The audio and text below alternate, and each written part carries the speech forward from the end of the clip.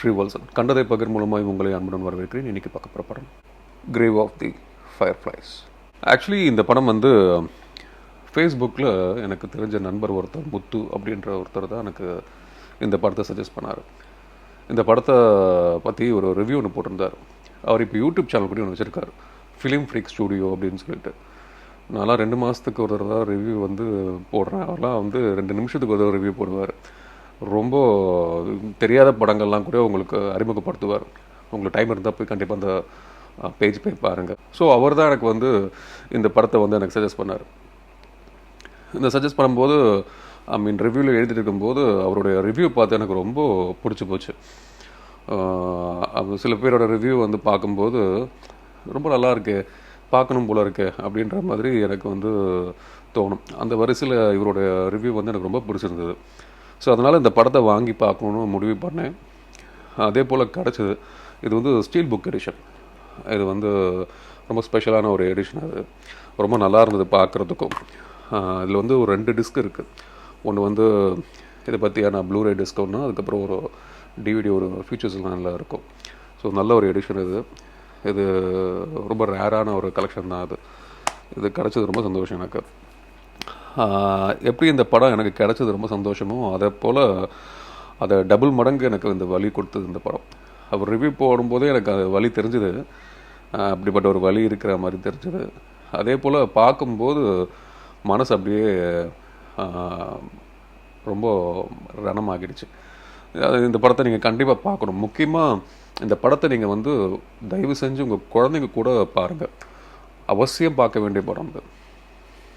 பேரண்ட்ஸும் சரி, குழந்தைங்களும் சரி, ஒன்றா சேர்ந்து இந்த படத்தை பாருங்கள். முடிஞ்ச அளவுக்கு யாருக்கு வேணாலும் நீங்கள் சஜஸ்ட் பண்ணலாம் இந்த படத்தை. அவ்வளோ ஒரு ஃபேண்டாஸ்டிக்கான மூவி. நான் ஆக்சுவலி அனிமேஷன் ஃபிலிம்லாம் நான் பார்க்கவே மாட்டேன். ரொம்ப ரொம்ப ரேர் தான். எனக்கு ரொம்ப பிடிச்ச படம் வந்து படத்தோடு எனக்கு சில கார்ட்டூன்ஸ்லாம் பிடிக்கும். டாம் அண்ட் ஜெரி, பாப்பை ஷோ, இந்த மாதிரி இதுதான் பார்ப்பேனே தவிர அனிமேஷன் ஃபிலிம் ரொம்ப ரேர். அதில் வந்து ரொம்ப பிடிச்ச படம் வந்து பார்த்திங்கன்னா எனக்கு கோகோ ரொம்ப பிடிச்சது. எனக்கு இன்க்ரெடிபிள்ஸ் ரொம்ப பிடிக்கும். ஒரு சில படம் எனக்கு சரியாக டக்குன்னு ஞாபகம் வர மாட்டேங்குது. பட் இந்த படங்கள் எனக்கு டக்குன்னு வந்துடுது இல்லையா, அது மாதிரி பிடிக்கும். ஸோ அவ்வளோலாம் பார்க்க மாட்டேன், ரொம்ப ரேர் தான் பார்க்குறது. இந்த படம் கூட அனிமேஷன், அது மட்டும் அனிமேஷன்ற மாதிரி ரொம்ப ஒரு சாதாரண ஒரு அனிமேஷன் ஃபிலிம் தான். அது ரொம்ப ஆர்ப்பாட்டமான அனிமேஷன் ஃபிலிம்லாமும் கிடையாது. ட்ரைலர் பார்க்கும்போது ரொம்ப நார்மலாக இருந்தது. ஆனால் நான் அப்படி நினச்சி பார்க்காம இருந்துட்டேன் அப்படின்னா நான் நிஜமாகவே ஒரு ஒரு ஒரு பொக்கிஷமான ஒரு படத்தை நான் வந்து இழந்திருப்பேன்னு தான் தோணுச்சு. தயவு செஞ்சு இந்த படத்தை நான் பார்க்கணுன்னு ரொம்ப உங்ககிட்ட ரெக்வெஸ்ட் பண்ணி இந்த படத்தை நான் கேட்குறேன். பாருங்கள், அப்போ தான் உங்களுக்கு இதோட அருமை பெருமை தெரியும். முக்கியமாக இந்த கட்டத்தில் நான் சுச்சுவேஷனில் இந்த ரிவ்யூ பண்ணணுன்ற ஒரு முடிவில் நான் பண்ணுறேன். ஏன்னு சொல்கிறேன். ஸோ இன்றைக்கி பார்க்க போகிற படம் தி கிரேவ் ஆஃப் ஃபயர்ஃப்ளைஸ். தமிழில் சொல்லணும்னா மின்மினி பூச்சிகளின் கல்லறை. ரொம்ப நாளாகவே இந்த படத்தை ரிவ்யூ செய்யணும்னு நினச்சிட்டு இருந்தேன். ஆனால் இப்போ இருக்கிற சூழ்நிலையில் இதை ரிவ்யூ பண்ணுவேன்னு நான் நினைக்கவே இல்லை. அகியோகி நொசாகா என்ற ஒரு ஜப்பானிய எழுத்தாளர் 1967ஆம் ஆண்டு எழுதிய சிறுகதையும் தான் இந்த கிரேவ் ஆஃப் த ஃபயர்ஃப்ளைஸ். இந்த கதையை திரைப்படமாக எடுக்க நிறைய பேர் அகியோகி கிட்ட அணுகியிருக்காங்க. ஆனால் அகியோகி அதுக்கு சம்மதிக்கலை. காரணம், இந்த சிறுகதைகளோட ஹீரோக்களே 2 குட்டி குழந்தைங்க தான். இந்த குழந்தைங்க வெளிப்படுத்திய உணர்வுகள் திரையில் கொண்டு வர்றது ரொம்பவே கஷ்டமானது. அதுவும் குழந்தைங்க கிட்ட அப்படி ஒரு நடிப்பை எதிர்பார்க்கறதுன்றது முடியாதுன்ற காரணத்தினாலையும் இன்னும் சில ரீசன்னாலையும் அகியோகி அந்த சிறுகதை உரிமையத்தை யாரிடம் வைக்கல. ஏறக்குறைய 20 வருஷம் கழித்து இந்த சிறுகதையை அனிமேஷன் மூவியாக எடுக்கலாம்னு சஜஸ்ட் பண்ணும்போது அந்த ஐடியா அவருக்கு புதுசாக இருந்திருக்கு. அனிமேஷன் படத்தோட சில ஸ்டோரி போர்டு எல்லாம் பார்த்த பிறகு என்னோட சிறுகதைக்கு இந்த அனிமேஷன் வேர்ஷன் தான் பெஸ்ட் சாய்ஸ்னு அகியோகி மனப்பூர்வமாக சொல்லியிருக்கார். அப்படி என்ன பெரிய கதை, ஜஸ்ட் ஒரு பொம்மை படம் தானேன்னு சிலர் நினைக்கலாம்.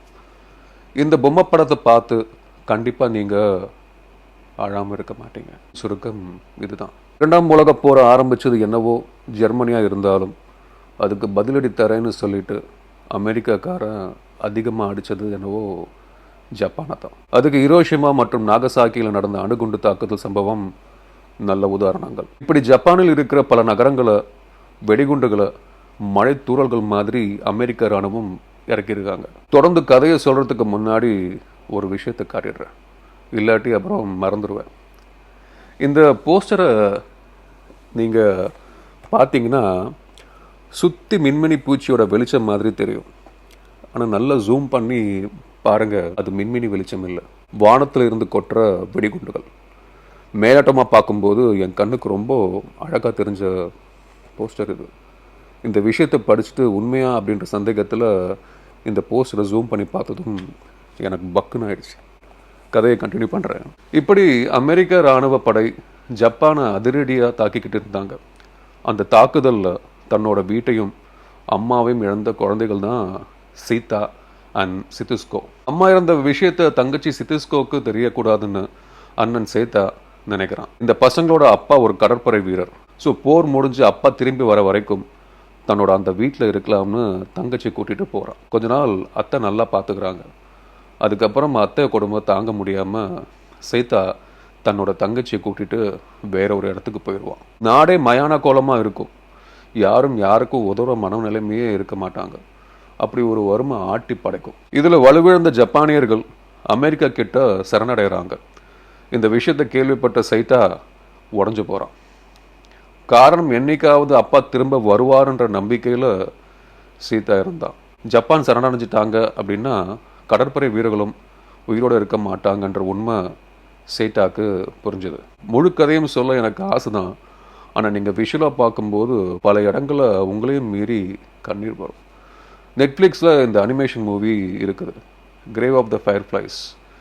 1988ன்னு தேடி பாருங்கள். முக்கியமாக உங்கள் பசங்களுக்கும் இதை போட்டு காட்டுங்க. இந்த கதை எழுத்தாளர் ஹகியுகி நொசாகா அவரோட சுயசரிதைன்னு சொல்லப்படுது. அவரோட தங்கச்சி ஊட்டச்சத்து குறைபாடு காரணமாகத்தான் இறந்து போயிருக்காங்க. தன்னோட தங்கச்சியை காப்பாற்ற முடியல அப்படின்ற குற்ற உணர்ச்சியில் பல வருட காலங்கள் ஹகியுகி மன வருத்தத்தில் இருந்திருக்காரு. தன்னோட தங்கச்சி கிட்ட மன்னிப்பு கேட்கும் வகையில் தான் இந்த சிறுகதையை எழுதியிருக்காரு. அதனால தான் இந்த கதையை திரைப்படமாக எடுக்க அவர் ரொம்ப யோசிச்சார்.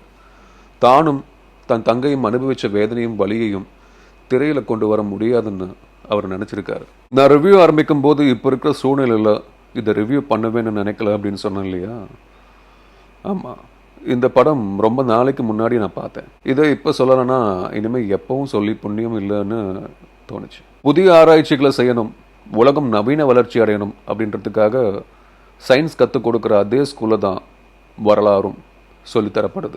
அறிவியலை சீரியஸாக எடுத்துக்கிட்ட நம்ம அந்த வரலாறு என்ன சொல்ல வருதுன்னு புரிஞ்சுக்க ட்ரை பண்ணல. வரலாறு நம் முன்னோர்களோட பெருமையை மட்டும் பேசலை, முன்னாடி செஞ்ச தப்பை திரும்ப செய்யாதீங்கடான்னு தலையில் அடிச்சுக்காத குறையா சொல்லுது. இந்த உலகமே அது கண்டுக்கிறது இல்லை. இந்த இரண்டாம் உலக போரை பற்றி எவ்வளோ படிச்சிருப்போம். இத்தனை ஆயிரம் திரைப்படங்கள் இந்த உலக போரை மையமாக வச்சு ரிலீஸ் செஞ்சுருப்பாங்க. இருந்தாலும் இப்போ வரைக்கும் இந்த போருக்கு ஒரு தீர்வு வரலையே. Grave of the Fireflies animation படத்தில் பார்த்தீங்கன்னா ஊட்டச்சத்து குறைபாடால தான் அந்த சின்ன குழந்தை இறந்து போகும். கொஞ்ச நாளுக்கு முன்னாடி ஒரு வீடியோ பார்த்தேன். இந்த காசா போரில் பாதிக்கப்பட்ட சிறுவர்கள் தங்களோட வயிற்று பசிக்காக கடல் மண்ணை சாப்பிட்றாங்க. இதை விட மோசமான நிலைமை என்னங்க வேணும்? இப்போ ஒரு போர் நடந்துட்டு இருக்கு, நம்ம எல்லாருக்குமே தெரியும்.